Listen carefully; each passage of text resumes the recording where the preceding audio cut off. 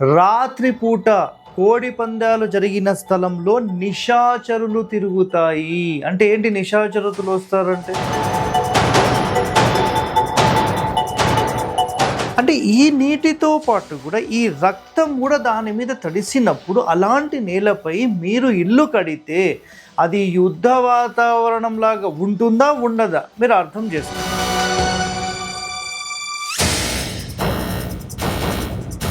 కోడికి సంబంధించి కానీ మనిషికి సంబంధించి కానీ ఏదైనా ఒక జీవి ప్రాణం తీసినప్పుడు ఆ రక్తం అక్కడ పడితే అదొక పెద్ద దోషం అని.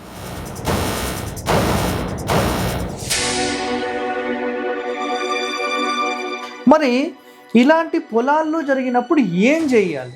మరి ఇది కూడా చాలామందికి ప్రశ్న ఉంటుంది కదా. సో కరెక్ట్గా గమనించండి. మీరు నిజంగా ఈ రక్తపాతం కనుక జరిగితే ఒక ప్లేస్లో ఎక్కడన్నా జరిగితే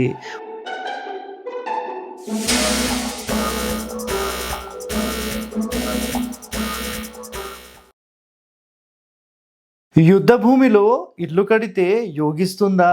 సో సార్ యుద్ధ భూమి ఏంటి? మరి ఈ కాలంలో ఈ మాటలు ఎక్కడి నుంచి వచ్చినాయి? సంక్రాంతి స్పెషల్ ఎపిసోడ్ అండి ఇది. సో మన తెలుగు వారందరికీ కూడా సంక్రాంతి శుభాకాంక్షలు.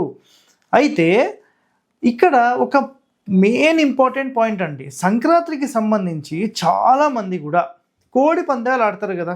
సో ఈ కోడి పందాలు ఆడడం ద్వారా కూడా ఒక వాస్తు దోషం అనేది వస్తుంది. వాయమ్మనే ఈ హరివాస్తాయనకు ఏం పని పాట లేదారా బాబు, ఏంటి అసలు ఇది కోడి పందాలకు సంబంధించి మళ్ళీ వాస్తు చెప్తున్నాడు. సార్ ముందుగా వీడియో అనేది పూర్తిగా మీరు చూడండి, చూసిన తర్వాత నాతో మాట్లాడవచ్చు. సో గతంలో నేను ఒక ఎపిసోడ్ చేశాను, రక్తపాత దోషము అని మాట్లాడాను. సో ప్రతి సంక్రాంతికి సంబంధించిన సమయంలో ఏం జరుగుతుంది అంటే కోడి పందాలు జరిగే మూమెంట్ ఉంటుంది కదా, ఆ ప్లేస్ ఉంటుంది కదా, ఆ ప్లేస్కి సంబంధించిన వాస్తు దోషము శల్య దోషం గురించి నేను ఈరోజు మాట్లాడబోతున్నాను. సో చాలా ఇంపార్టెంట్ వీడియో అండి. ఇక్కడ ఒకటే కాన్సెప్ట్ ఏంటంటే, మనకు అసలు ఈ కోడి పందాలు ఎక్కడ ఆడతారు అంటే కొంతమంది పొలాలు అంటారు, కొంతమంది ల్యాండ్స్ మీద అంటారు, కొంతమంది ప్లాట్స్ అంటారు. సో ఇక్కడ ఏం జరుగుతుంది అంటే ఎవరైనా తెలిసిన వాళ్ళు ఉన్నారు, అలాంటి వాళ్ళతో మాట్లాడేసేసి ఒక పెద్ద గ్రౌండ్ లాంటిది ఒక 4-5 బిట్లు 10 బిట్లు అంటే 5-5 సెంట్లు 10-10 సెంట్లకు సంబంధించిన స్థలాలు ఎవరివైతే ఉంటాయో వాళ్ళతో మాట్లాడుకొని వాళ్ళందరికీ కలిపి ఒక 5-5 వేలు 10-10 వేలు ఇచ్చేసేసి దానికి బిర్లు కడతారు. బిర్లు అంటే సింపుల్గా ఒక కాంపౌండ్ బౌర్డర్. కోడి పందాలు జరిగిన రాత్రి ఏం జరుగుతుంది ఎంతమందికి కూడా తెలుసా తెలియదా? సో చాలామందికి వీటికి అవగాహన లేదు.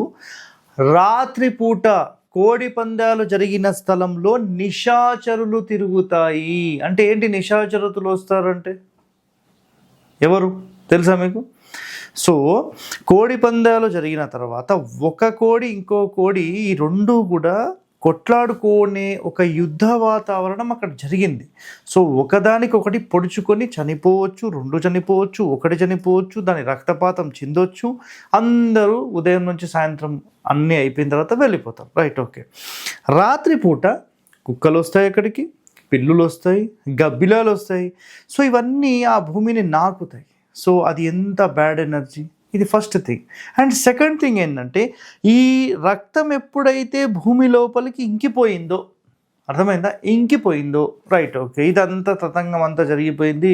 ఇప్పుడు నెక్స్ట్ వచ్చే నెల ఫిబ్రవరి ఉంది. మరి ఈ ఫిబ్రవరికి సంబంధించి చాలామంది శంకుస్థాపన చేసుకుందాం అనుకుంటారు. మరి అలాంటి రక్తపాతం జరిగిన స్థలంలో ఆ కోడి రక్తం ఎక్కడైతే ఉందో అదే స్థలంలో మీరేం చేస్తారంటే శంకుస్థాపనకు సంబంధించి మొదలు పెడతారు. రైట్, శంకుస్థాపన చేద్దామని ఆ ప్లేస్లో శంకుస్థాపన పెట్టేశారు, దాని తర్వాత నీళ్లు పోసారు, పూజ చేశారు, అన్నీ అయిపోయినాయి.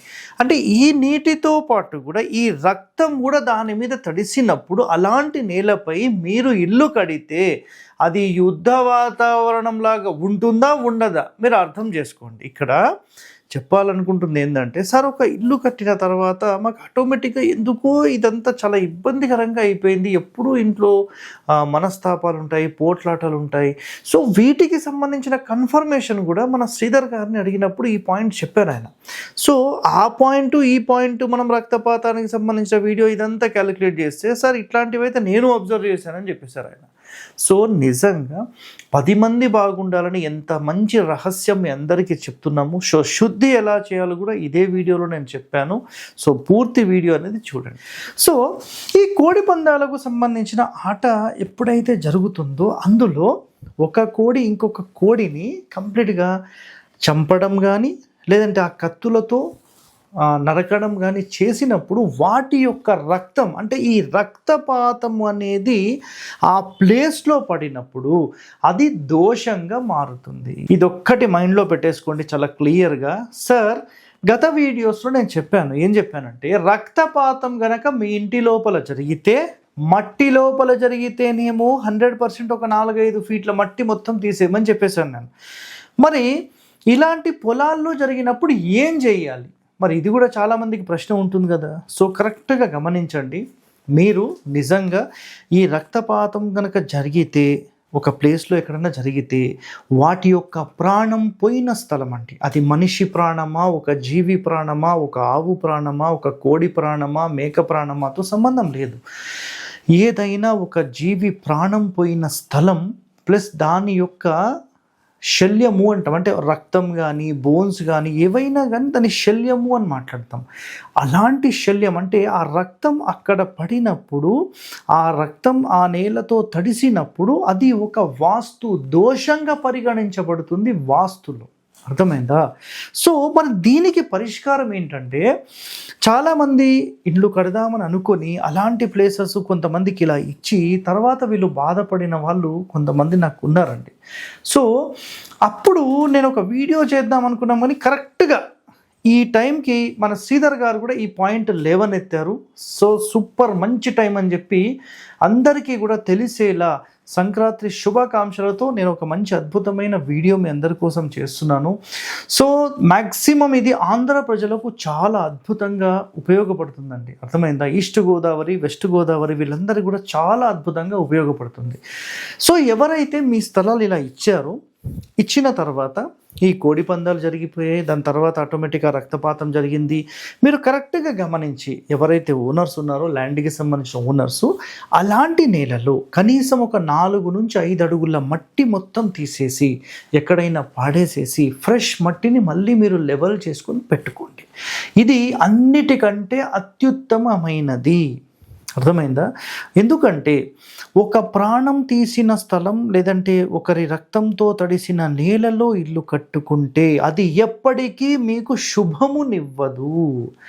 సో నిజంగా మీ అందరూ బాగుండాలని ఎంతో ఒక మంచి అద్భుతమైన ఒక రహస్యాన్ని నేను ఈరోజు మీ అందరి కోసం పరిష్కారంతో సహా నేను చెప్తున్నానండి. అర్థమైందా? ఎక్కడైనా సరే రక్తపు నేలలు అంటే రక్తంతో నేల తడిసింది అంటే ఇదే పరిష్కారం అండి. సార్ మొత్తం స్థలం అంతా తీయాలా కొంచెం తీయాలా అని ప్రశ్నించకండి.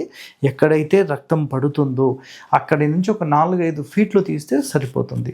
సో ఇలాంటి ఎన్నో రహస్యాలు ఎంతో మంచి మంచి కంటెంట్ మన హరివాస్తు ఛానల్లో మనం అందిస్తూనే ఉంటాం. So stay tune to our channel. Thank you అండి. ధన్యవాదాలు.